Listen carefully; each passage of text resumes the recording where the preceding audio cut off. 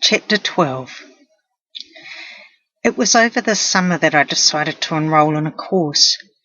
Having come out of what I thought was the other end of mental illness, I wanted something to do. In my healthier days, I'd studied music and played the guitar in a band, and I wanted to do something creative. So I applied and was accepted onto a course at a local music school. I was looking forward to rejoining the human race and returning to a normal life, whatever that was. Oh dear, if normal was what I was after, I'd come to the wrong place. What I found instead was a dope head's dream world. I was among the older students on the course. Most were not long out of high school. Several were really into smoking pot. It did not take long for us to find each other, and these kids were a whole new species. They were qualmless about using whatever, whenever. I'd always tried to keep my drug life separate from my work life, but here there were no such boundaries, self-imposed or otherwise. We smoked all the time. I would have my first joint in the car on the way to school, and we would take any available opportunity, lunch times, rehearsal times, to slip away up behind the cathedral and light up. How we avoided being arrested, I don't know. It was the perfect lifestyle, or so I thought. Getting stoned, playing music, drinking coffee and smoking cigarettes at groovy cafes, getting stoned again. What more could a girl wish for? Maybe some moderation, some sanity perhaps, but I didn't have either of those things when it came to cannabis. Unsurprisingly, the course went into freefall. Students were frequently stoned in class, and we became increasingly unruly and anti-authoritarian, a classic trademark of the addictive personality. Sure, there was some great creativity going on, but it was unbridled, and the tutors were losing their grip on the class. The tipping point into mayhem came in the last week of April. The serious dope smokers among us had, over the course of the term, begun socialising together out of school time. There'd been some heavy-duty drinking and drug-taking going on. On one such occasion, a group of us hatched a plan. This involved taking my old camper van to a remote West Coast location and setting out to search for the alluring and mysterious species of fungi known as magic mushrooms. I'd never tried them before, and was naturally curious and eager to get even more wasted than I already was, as were my music school buddies. The mushrooms were supposedly in season, and the idea was that we would collect as many as we could, stay over there for a night, all 5 of us in the van, then we'd come back to my place, well, Mum's actually, but she wasn't there, and party for the rest of the weekend.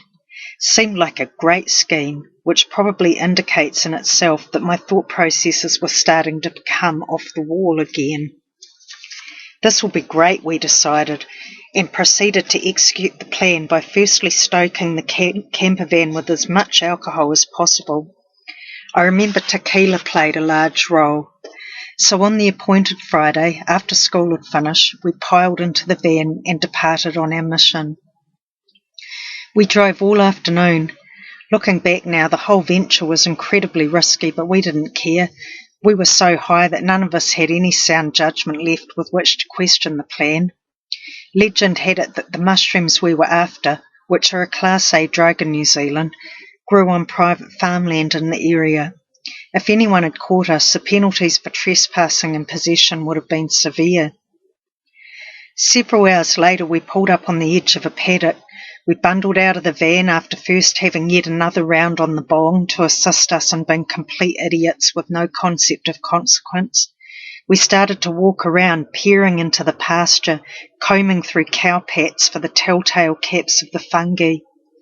We had to find just the right species, as a mistaken recognition could be toxic at best and lethal at worst. We didn't really care much about that either. Anyway, we had a couple of self-appointed experts on the matter in our group, and they swore they'd see us right. We looked and no one could see anything. Not surprising, you might say, given the stoned fug we were in. It was inconceivable that we might not find any and the long journey be in vain. But next thing, one of the group called out, "Hey, do you think this is one?" We all scuttled over to have a look.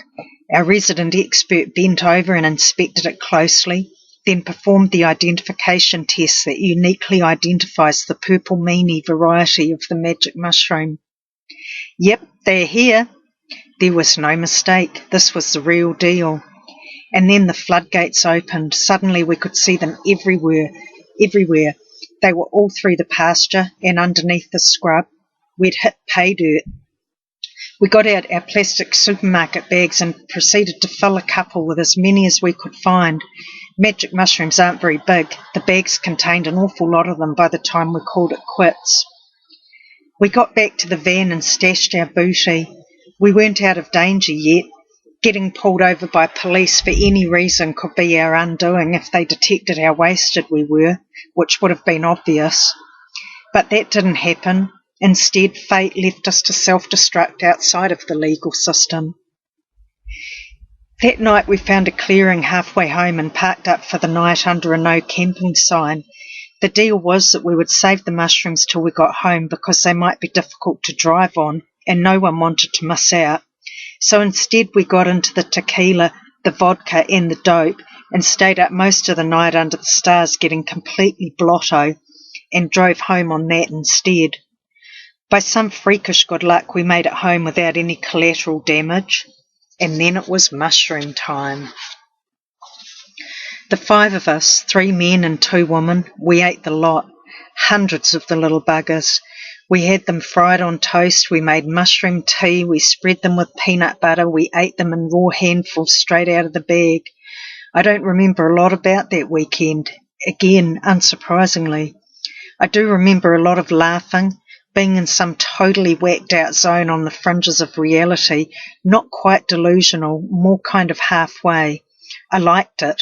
We listened to music, sat up talking crazy, still drinking and smoking pot just to keep it all kicked in. I remember at some point falling off the couch and that being hilarious. And then the weekend was over. Come Sunday, my friends packed up and left, and I stayed home for the come down. It had been one hell of a weekend. Out of the 5 of us, the boys recovered okay. They just moved on to the next cocktail. The mushies seemed to have left them intact, but us 2 females did not fare so well. The first sign of trouble was later that Sunday night. I got a phone call from Em, the other young woman. She was in a right state. She was very distressed. She'd gone into a phone box to make a call and now she couldn't figure out how to get out. She was claustrophobic, angsty and crying. She was in a bad way. She finally managed to get herself home. I don't know what happened to her after that. I don't remember much about those days immediately following. All I know is that I didn't have the come down I was expecting. In fact, I wasn't coming down at all. If anything, I was still going up.